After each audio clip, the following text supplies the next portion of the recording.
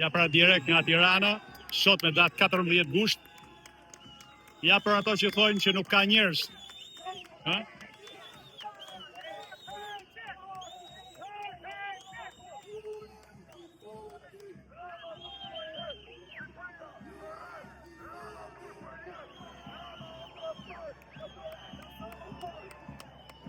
Luar di fundi!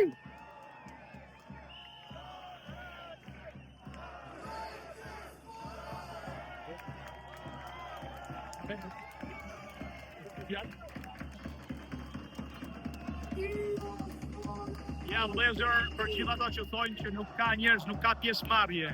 Janë me mira vetë. Që nga busti i heroit ton kombëtar dhe deri te kryeministria zgjatet kolona e shqiptarëve pafund.